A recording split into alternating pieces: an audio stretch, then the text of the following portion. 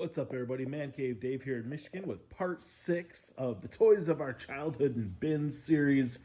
This is part of a large collection that I had the opportunity to purchase here a few weeks ago. And I'm going through everything, sorting it out, putting all the parts and pieces together with things, and pulling out the pieces I want to keep, and then getting the rest out to all y'all.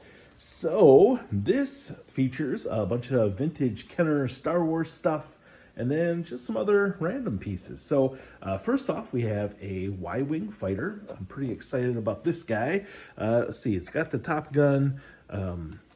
It's missing the missile on the bottom. The landing gear works, and it's got the nacelles here that these fit on the back like so. Looks like I'm missing 3 of the longer pieces. I know I have a few in the man cave already, so I'll see if I have enough to put it all together. We have a complete AT-ST. Most of the time when you're missing them, they're always missing, or when you find them, they're usually missing this Top Gun and the the flap here, the door. So it's nice to see that this one has both of those parts, even if it's a little bit loose. Then we have a Ewok Village with the instructions. I have one of these complete already. This one looks pretty complete. I haven't matched everything up yet. I don't think I had the instructions though, so I'll be adding that to my collection. A Darth Vader figure case, and then an original, I think these came out in '78, white Kenner TIE Fighter. It's missing, or a bunch of the stickers are falling off. It is missing some, although down there's a little bag with some of them. One of the clips in here is broken off that keeps the wing on. You would press this button and the wing flies off.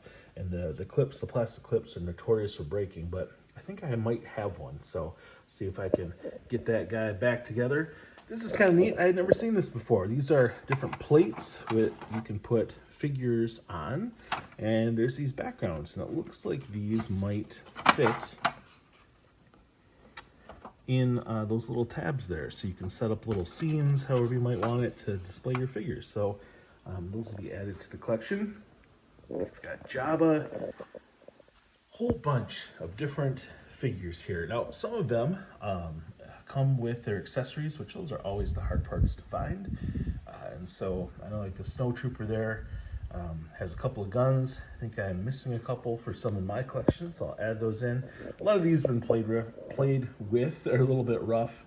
I don't think I had him, so he'll be a good one to add. And we even have a couple of the final 17 figures with some of the Ewoks. We've got, I think it's Paploo and maybe Waruk, and those figures are pretty valuable. They came out, the final 17 figures of the Star Wars run, original Kenner Star Wars run, they came out late, and by then the world had kind of moved on from Star Wars, at least at that time, and so they can be loose with no accessories, $30–40 figures with accessories, you know, 100 or more, depending on the figure. We got a great AT-AT back here, missing the chin guns and a bit corroded in the battery compartment, but just a really fun, cool display piece. And then I have no idea what this is. Maybe you guys do. He pulled the trigger, he makes this awful noise, opens his mouth, but just kind of a neat, weird looking thing. We got some foam pieces back here with the Penguin and Wonder Woman, some guts, and maybe these little bigger guys might be Guts and Glory. We have some Star Wars card backs, which are awesome. Nothing too crazy, but Forlum. What do we got here? Death Star droid, Klaatu, Lando.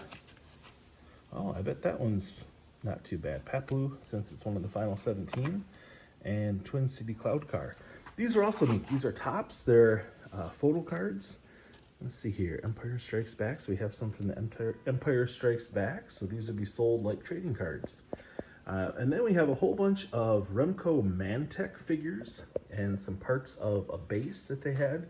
They're kind of neat. They're just a bunch of pieces that come together or are interchanging. And so you can customize them how you want, which is kind of cool. I like this little Gizmo bag, vintage Gremlins bag, and then a couple of little Gremlin guys here. Looks like we have maybe Gizmo and Spike. An ET pencil bag and some ET cards. And then Hulk, I don't think the figure on the right is vintage. The one on the left, though, this guy actually is, what's the guy here? Hong Kong 1978. So that's kind of cool.